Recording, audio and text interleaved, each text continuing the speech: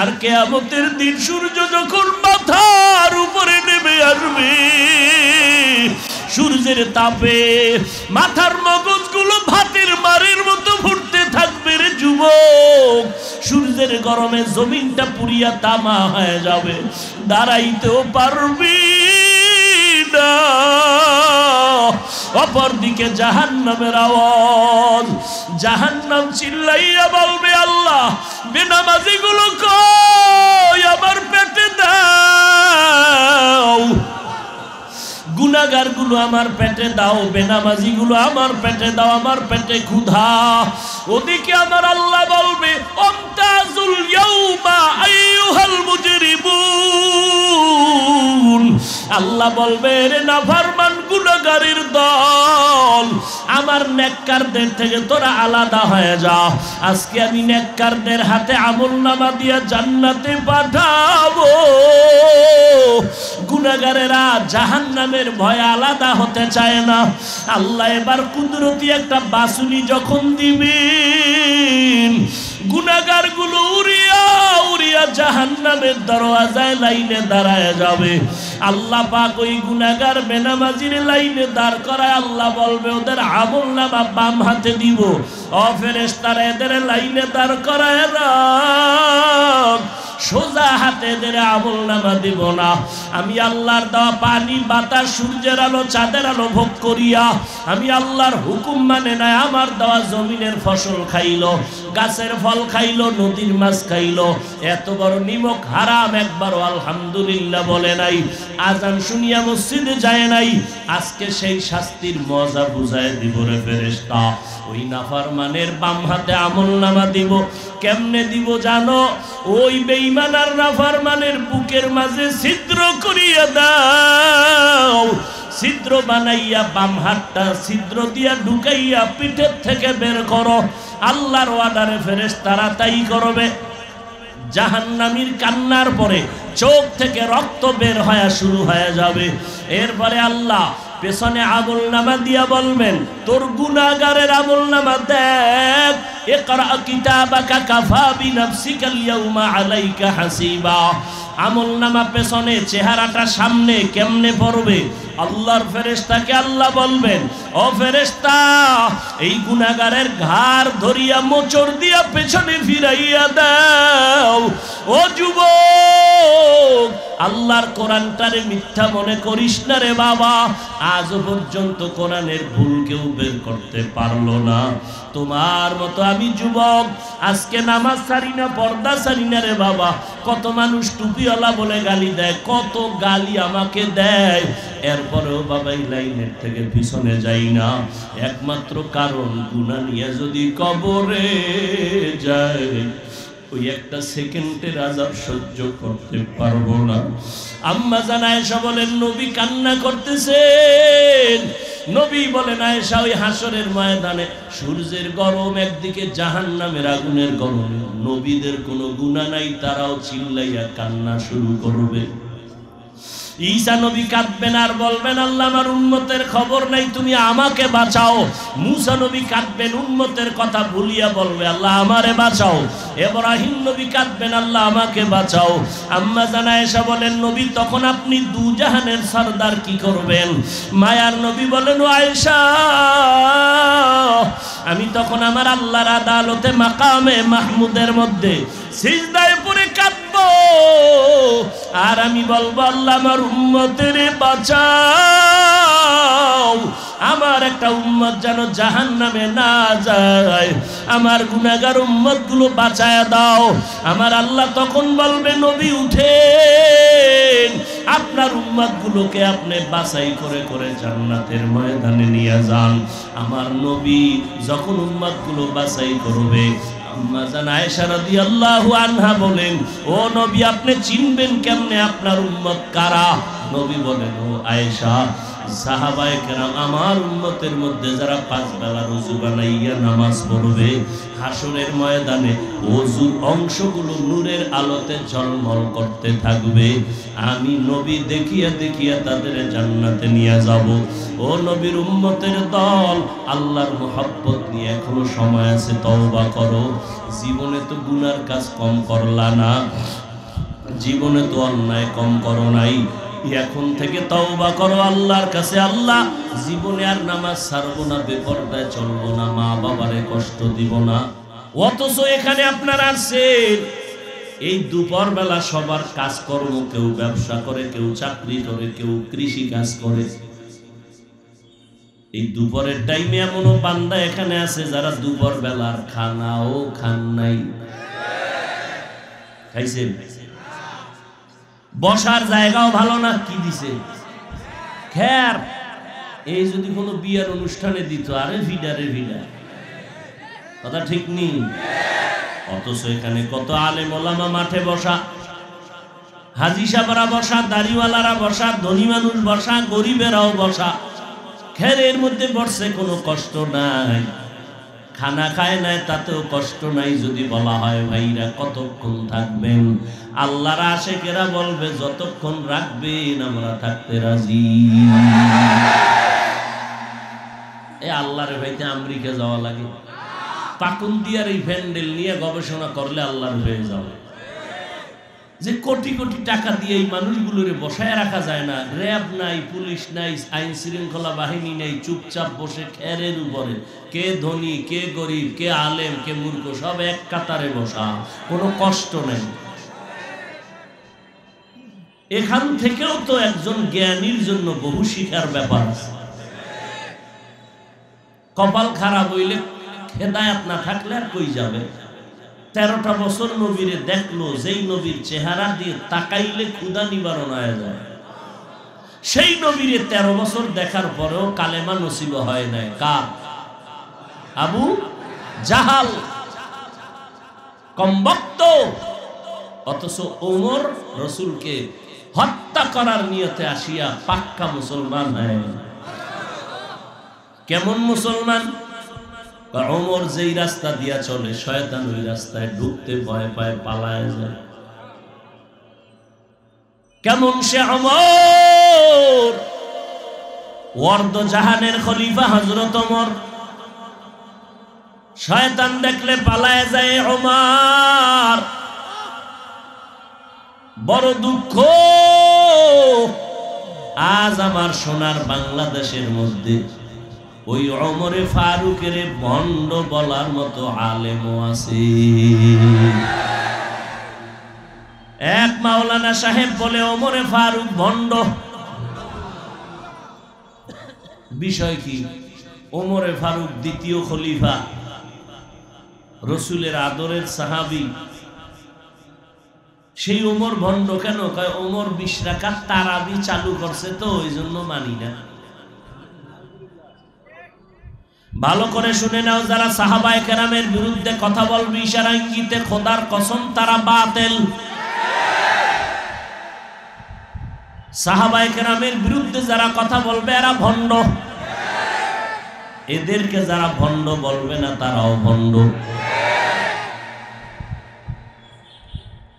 আল্লাহর নবীর আদর্শ পেয়েছেন সাহাবায়ে কেরাম। এরে নবীর উম্মতের দল, মায়ার নবীর আদর্শ এত সুন্দর, 1500 বছর হয়ে গেল আল্লাহর নবীর আদর্শ আর কোরআন। আম্মা জান আয়েশা রাদিয়াল্লাহু আনহাকে সাহাবায়ে কেরামদের বড় কাফেলা গিয়া প্রশ্ন করলেন, নবীর আদর্শ চরিত্রের বয়ান করেন। আম্মা জান প্রশ্ন করলেন, আফাতাকরাউনাল কোরআন, আপনারা কি কোরআন শরীফ তেলাওয়াত করেন না? বালা, তারা বললেন হ্যাঁ করি। আম্মা জান আয়েশা বললেন, কানা খুলুকুহুল কোরআন, কোরআন শরীফই হলো মুহাম্মদের চরিত্র।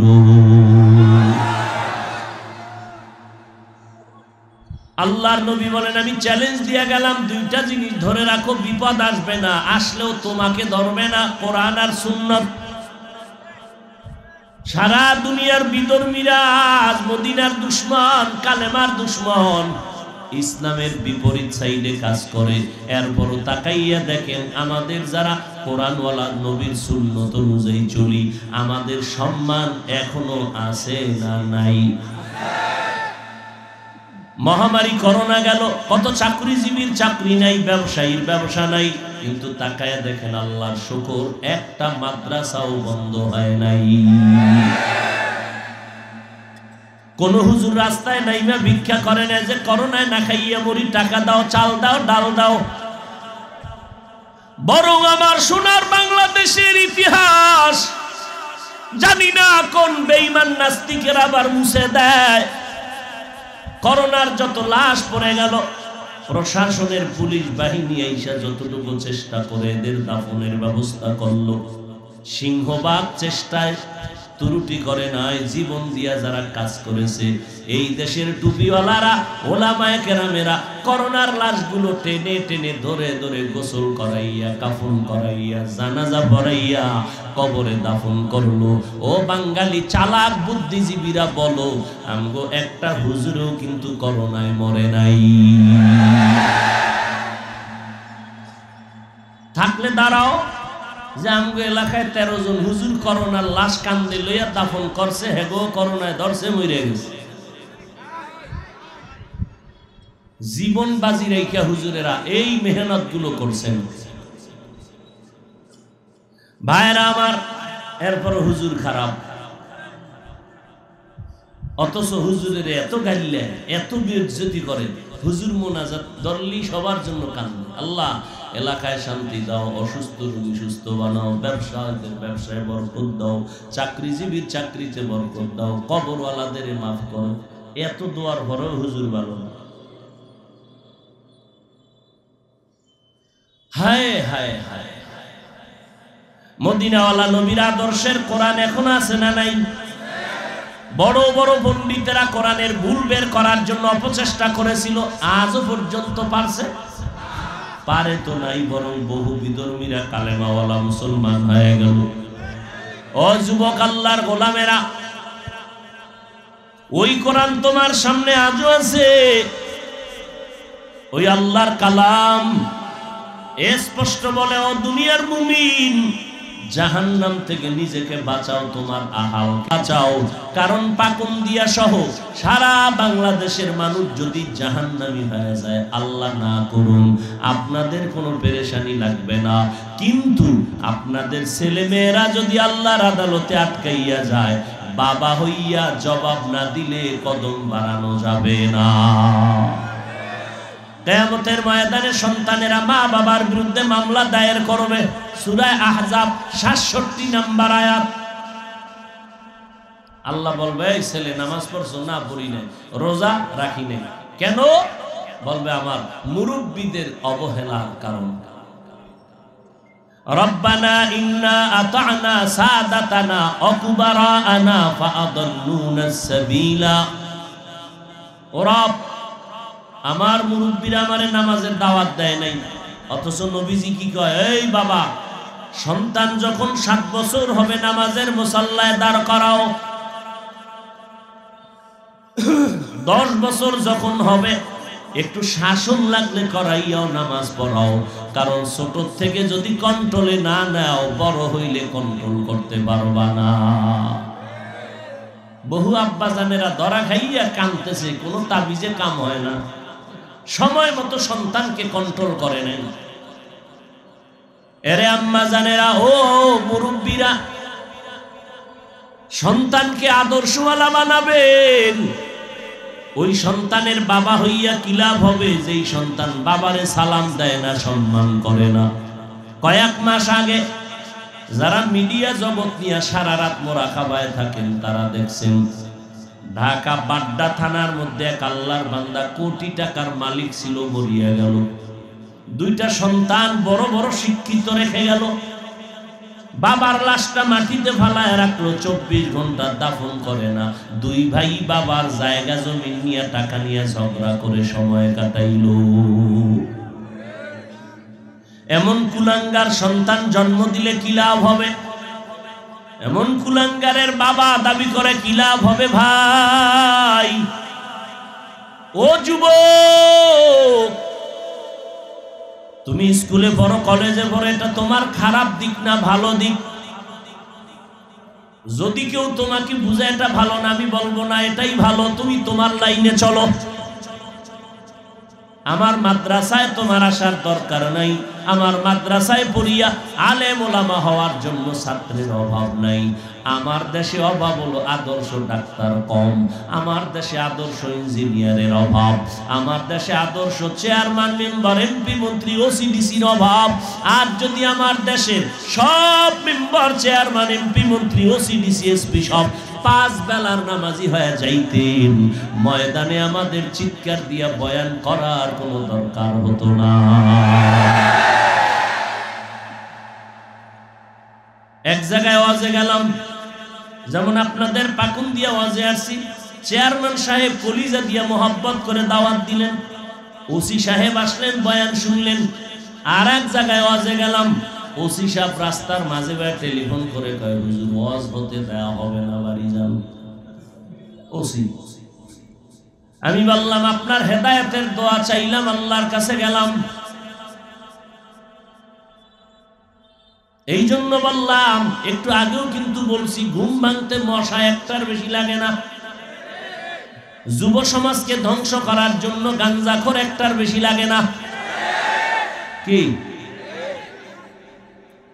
বড় কঠিন বিষয়। আমরা হুজুরেরা আল্লাহ বিল্লাহ করবো, তসবিহ টানবো, নামাজ পড়বো, আব্বা আম্মার খেদমত করবো। আমরা হিন্দুদের বিরুদ্ধে বলি না, খ্রিস্টানের বিরুদ্ধে বলি না, ইহুদির বিরুদ্ধে বয়ান করি না। 12টা মাস ফজরের পরে, জহুরের পরে, আসরের পরে, মাগরিবের পরে, এশার পরে, গতকাল জহুরের সময় বয়ান করলাম ভোলা, সন্ধ্যায় বয়ান করলাম নারায়ণগঞ্জ, আজকে এখানে করি, আবার আর এক জায়গায় যাব। এইভাবে দৌড়াইয়া কোন হিন্দুদের বিরুদ্ধে একটা কথা বলবো সেই সময়ই তো নাই। আমার মুসলমানের সাইজ করতে না করতেই বছর শেষ হইয়া যায়। এই বয়ান কইরা পাও ধরে ধরে কান্দা কান্দা বুঝাইয়া মোনাজাত দিয়া গেটের বাইরে যাইতে না যাইতে দেখি মোনাজাতের পরে বহু চাচারা বিড়ি টানতে টানতে হাজির। এডিরে সাইজ করবো না হিন্দুদের বলবো, টাইম কই? মুসলমানেরে মুসলমান বানাবো না বিধর্মীরে বলবো, সময় কই? এত বয়ান তাবলিগলারা বয়ান করে, পীর সাহেবরা বয়ান করে, খতিব সাহেবরা বয়ান করে, আমরা বক্তারা করি, এরপরেও তো মুসলমানের লাইনে আনা যায় না। বিধর্মীর কথা কখন বলবো? অথচ আজকে মুসলমানের বয়ান বাদ দিয়া আমারে যদি হিন্দুদের মন্দিরে পাঠায় দিতা 6 মাস, বাংলাদেশের সব হিন্দু মদিনার আশেক হয়ে যাইত ইনশাআল্লাহ।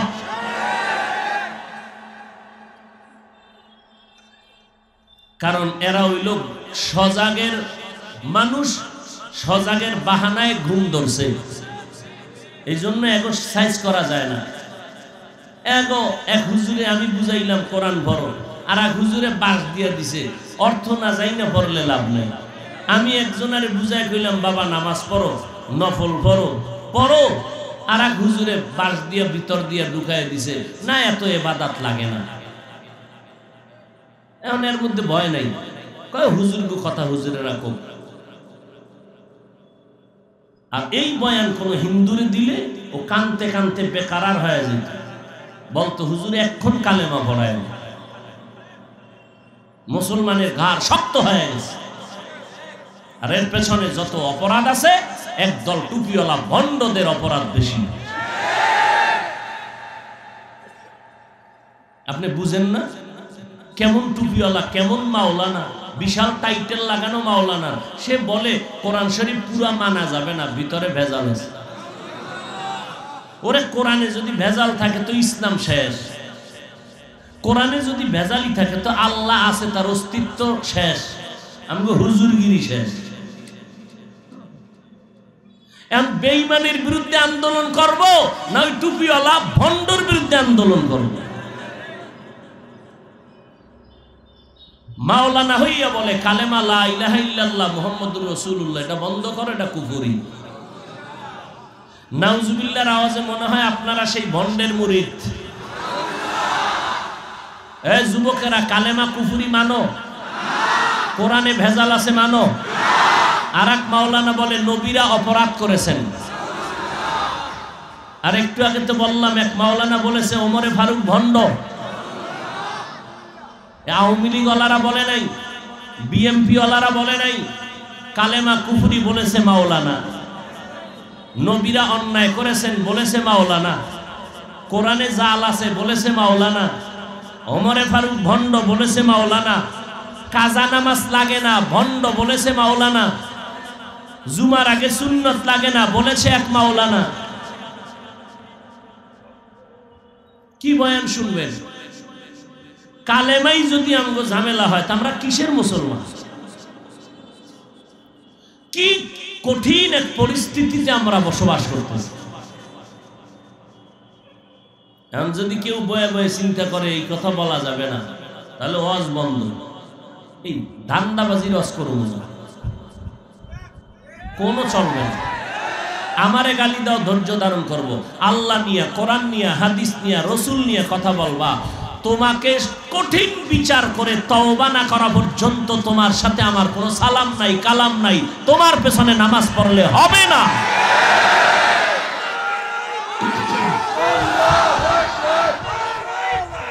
এই থামেন,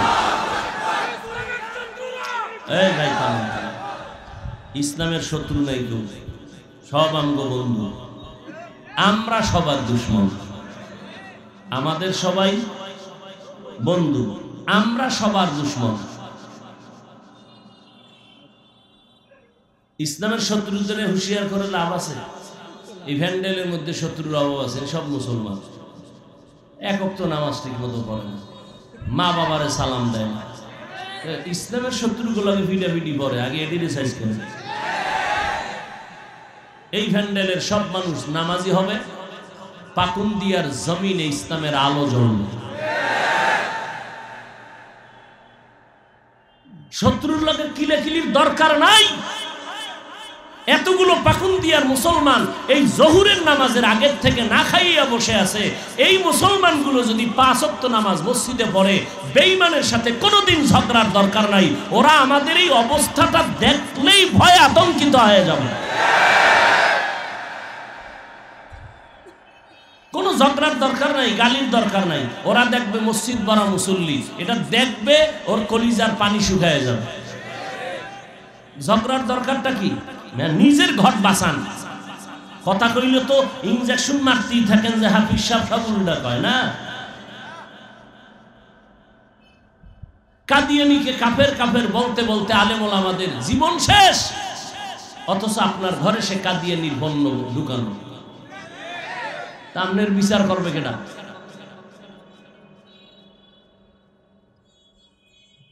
বানরের থিওরি নিয়া, মিস্টার ডারউইনের থিওরি নিয়া শিক্ষানীতির মধ্যে আন্দোলন কথা সব ওলামায়ে কেরাম বলতেছেন আমরাও যে টুকটাক এই বিষয়ে আমরা সতর্ক। কিন্তু যেই মাওলানা কোরআনে জাল আছে বলেছে, এ বিষয়ে কেন জাতি চুপ হয়ে আছে? কারণ কি? 1 লক্ষ বেঈমানেরা, গাঞ্জাখোরেরা, মদখোরেরা যেই ক্ষতি ইসলামের না করতে পারবে, এক টুপিওয়ালা ভণ্ড এর থেকে বেশি করে ফেলবে। যেই মাওলানা কালেমাকে কুফরি বলেছে, সেই বিষয় কেন কথা হয় না? মুসলমানের কালেমা কুফরি ফট করে বলে ফেললো, আর জাতি চুপচাপ, কোনো আওয়াজ নেই। কেন? দেওবন্দি আলেমরা বলে নাই তো। যদি দেওবন্দি কোনো আহলে হকরা বলতো, চরমনের কোনো আলেম বলতো, তা লইয়া বর্তমানে ওই বাতিলের গোষ্ঠী। আমি সেদিন এগুলো বলতেছি, একদল আলেমরা পরে বলছে হাফিজ সাহেবরে দাওয়াত দিয়ে আনছি এডি শোনার জন্য। পরে বললাম ওই আলেমটিরে দাওয়াত দাও, আমি আবার যাব, কপালে লাল কালি দিয়ে লিখবো তোমরাও ভণ্ড।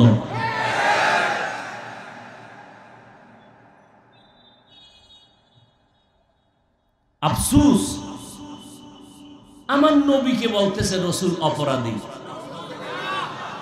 এলে চুপচাপ বসে থাকবো?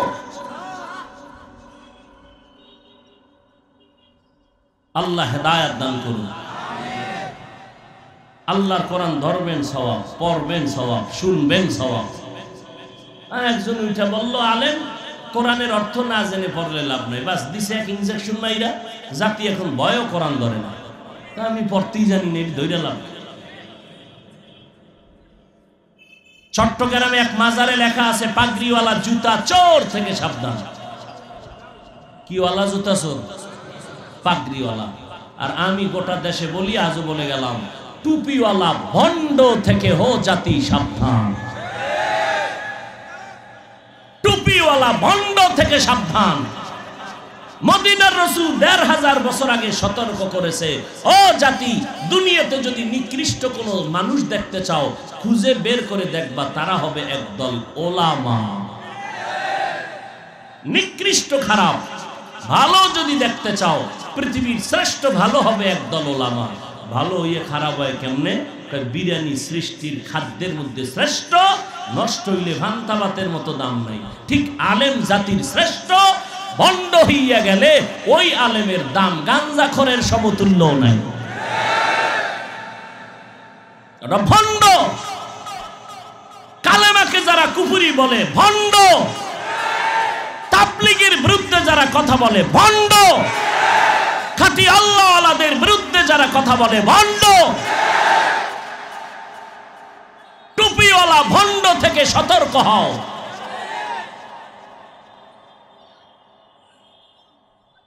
আল আসরি ইন্নাল ইনসানা লাফি খুসর। সমস্ত মানুষ জাহান্নামে যাবে, 4 গুণওয়ালা মানুষ জান্নাতে যাবে। 1 নাম্বার গুণের নাম ঈমান, দ্বিতীয় গুণের নাম নেক আমল। বাকি আর 2টা গুণ নিজে ঈমান আনছেন, আমল করছেন, হবে না। আহালকে দাওয়াত দেন, ও সন্তান নামাজে দাঁড়াও, সন্তানের আদর্শওয়ালা বানায় যান। ডাক্তার হবে আলহামদুলিল্লাহ, ইঞ্জিনিয়ার বানাবেন আলহামদুলিল্লাহ, আপনার সন্তানটারে প্রফেসর বানাবেন আলহামদুলিল্লাহ। তবে আব্বা জানেরা, আম্মা জানদের বলবো, বেয়াদব বানাবেন না। আপনার সন্তান ডাক্তার হইয়া যেন কারো সাথে আচরণ খারাপ না করে। আলেমরা যেন সন্তানের ব্যবহারে কলিজা দিয়া দোয়া করে। আপনার সন্তানের ব্যবহারে যেন কোনো আলেম কষ্ট না পায়। আপনার সন্তানের ব্যবহারে যেন এলাকার কোনো মুরব্বীরা কষ্ট না পায়। আপনার সন্তানের ব্যবহারে ঘরের মা বাবা যেন কষ্ট না পায়। আর এই সন্তানকে আদর্শ শিখানোর জন্য মা বাবাকে আদর্শওয়ালা হতে হবে। সন্তানের সামনে আব্বা আম্মা ঝগড়া করে, গালাগালি করে, এই দেখে সন্তান খুব পবিত্র হবে, এই দেখা এতটুকু মা বাবার শেষ নাই, সন্তানের সামনে গালাগালি ঝগড়া। আর সন্তানেরই দেখে আর শিখে। বাবায় সন্তানের ডাকে, আর কি বাবা স্ত্রীকে নাম ধরে ডাকে বেবি, আর বেবিও স্বামীর নাম ধরে ডাকে সাগর। সন্তান এইবার বড় হইয়া শিক্ষা ফেলাইছে, আর মা কাওয়া শিখে নাই, এবার ডাকে বেবি, বাধ্য না। বাবার নাম ধরে ডাকে সাগর, টাকা দাও। একদিন 2 জনে বইরা পেরেশান হয়ে গেল, সন্তানের নাম ধরে ডাকে, ইজ্জত থাকেনি। আব্বাও কয় না, আম্মু কয় না, কি করা যায়? তো যে ঘটক আছে, বিয়ারের ডাক, পরামর্শ কর। এবার পরামর্শ করছে, কেমনে আব্বু আম্মু ডাকবে সন্তান, এদিন নাম ধরে ডাকে। সর্বনাশ করছো তো। এবার একটা তাবিজ আছে, একটা, তুই এক পাশে বসবি আর স্ত্রী এক পাশে, মাঝখানে সন্তানরে রাখবি, রাইখা তুই বউরে আম্মু কয়ে ডাকবি, বউ তোরে আব্বু কয়ে ডাকবে। এরকম রিহার্সাল করবি 1.5 বছর, এছাড়া উপায় নাই তো। ফ্রি মাইন্ড আর ডোন্ট মাইন্ড গজব করে দিয়েছে জাতিকে, গজব।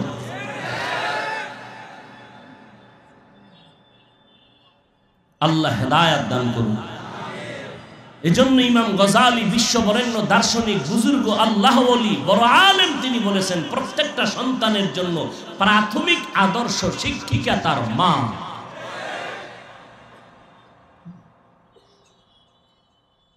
এজন্য মাকে আদর্শবান হতে হবে।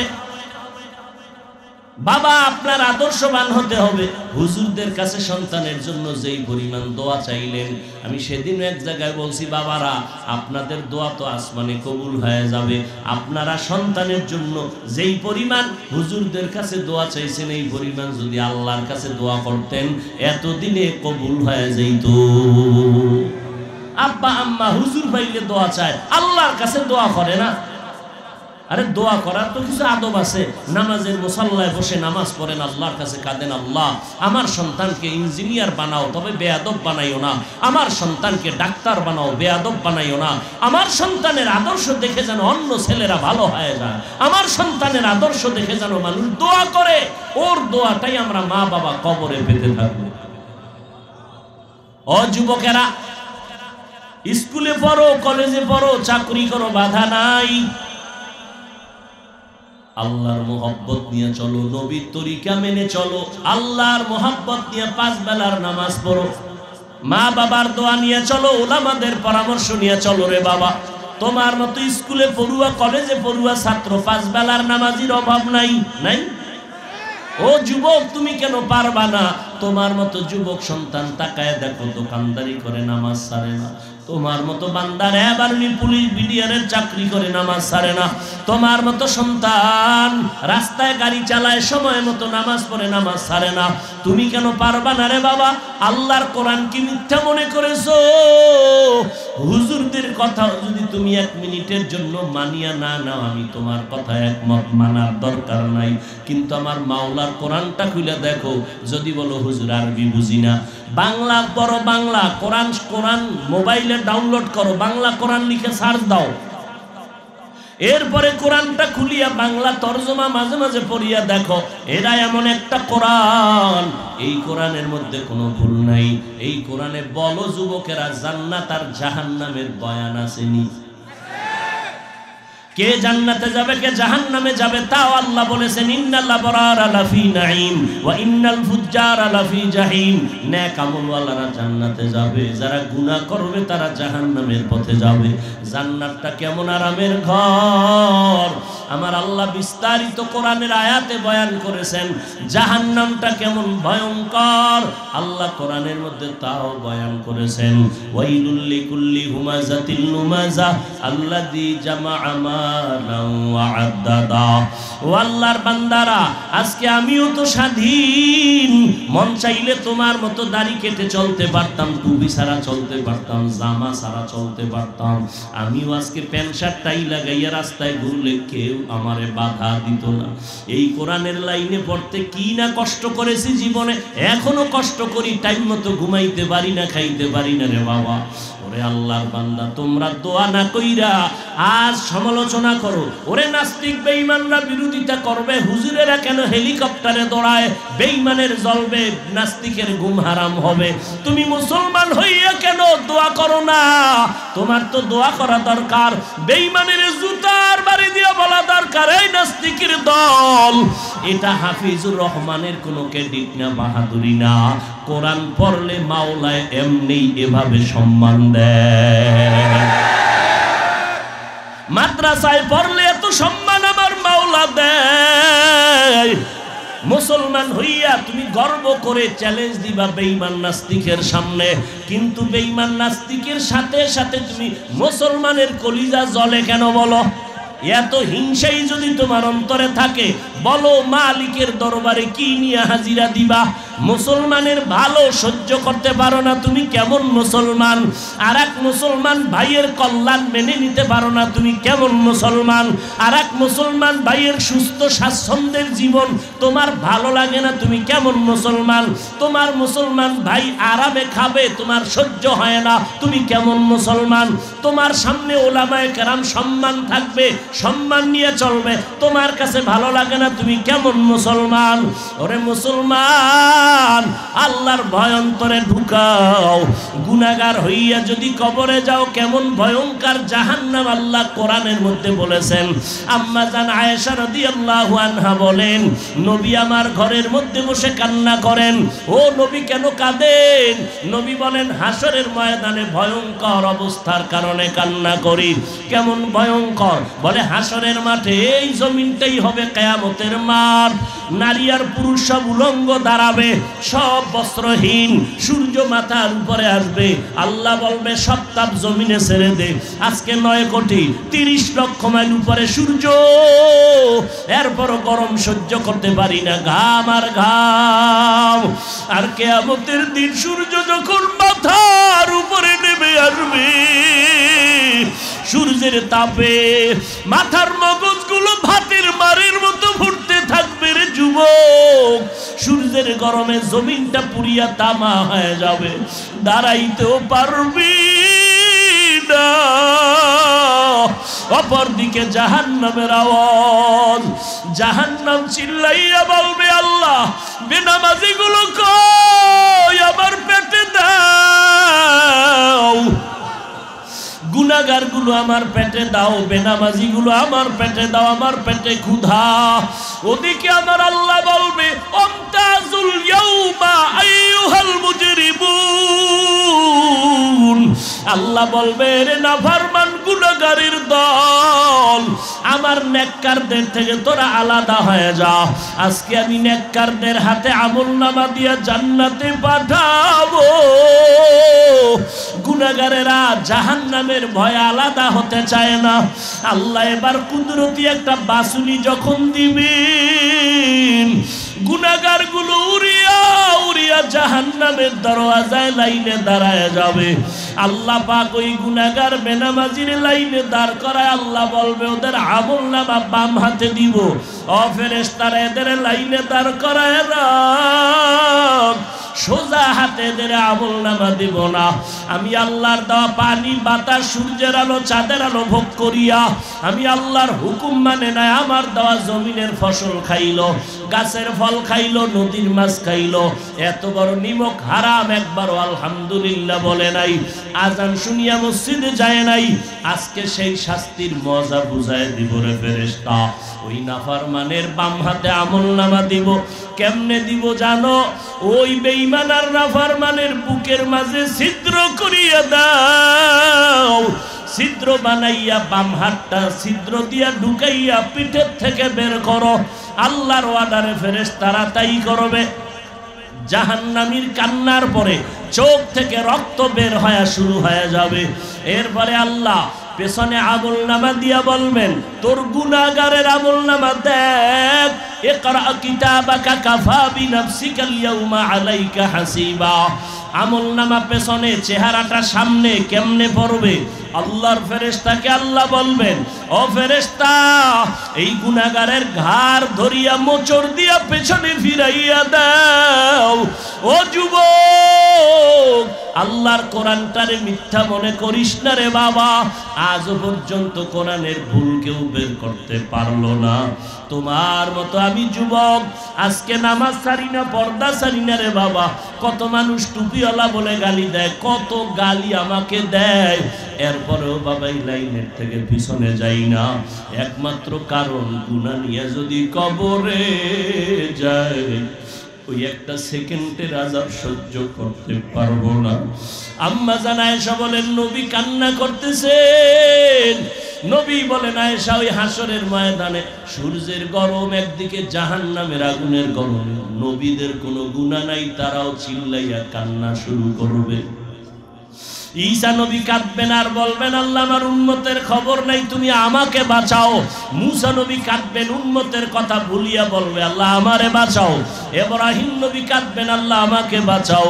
আম্মা জান আয়েশা বলেন, নবী তখন আপনি দু জাহানের সরদার কি করবেন? মায়ার নবী বলেন, ও আয়েশা, আমি তখন আমার আল্লাহর আদালতে মাকামে মাহমুদের মধ্যে সিজদায় পড়ে কাঁদবো, আর আমি বলবো, আল্লাহ আমার উম্মতের বাঁচাও। আমার একটা উম্মত যেন জাহান্নামে না যায়, আমার গুনাহগার উম্মত গুলো বাঁচায়া দাও। আমার আল্লাহ তখন বলবে, নবী উঠেন, আপনার উম্মত গুলোকে আপনি বাছাই করে করে জান্নাতের ময়দানে নিয়ে যান। আমার নবী যখন উম্মত গুলো বাছাই করবে, আম্মা জান আয়েশা রাদিয়াল্লাহু আনহা বলেন, ও নবী, আপনি চিনবেন কেমনে আপনার উম্মত কারা? নবী বলেন, ও আয়েশা, সাহাবায়ে কেরাম আমার উম্মতের মধ্যে যারা 5 বেলা ওযু বানাইয়া নামাজ পড়বে, হাসরের ময়দানে ওযুর অংশগুলো নূরের আলোতে ঝলমল করতে থাকবে। আমি নবী দেখিয়া দেখিয়া তাদের জান্নাতে নিয়ে যাব। ও নবীর উম্মতের দল, আল্লাহর মুহাব্বত নিয়ে এখনো সময় আছে, তওবা করো। জীবনে তো গুনার কাজ কম করলা না, জীবনে তো অন্যায় কম করো নাই, এখন থেকে তওবা করো আল্লাহর কাছে। আল্লাহ জীবনে আর নামাজ ছাড়বো না, বেপরদায় চলবো না, মা বাবারে কষ্ট দিব না, ওলামায়ে কেরামের পরামর্শ নিয়ে চলবো, মা বাবার দোয়া নিয়ে চলবো, আজকে থেকে নবীর সুন্নাত অনুযায়ী নামাজ পড়বো। তওবা করার যদি নিয়ত হয়, খাঁটি তওবার নিয়তে দুটো হাত আমার আল্লাহকে দেখায় দাও। আয় আল্লাহ, হাতগুলো কবুল করে নেন, তওবা কবুল করে নেন, তওবার উপরে মজবুত হইয়া চলার তৌফিক দান করেন, আমিন।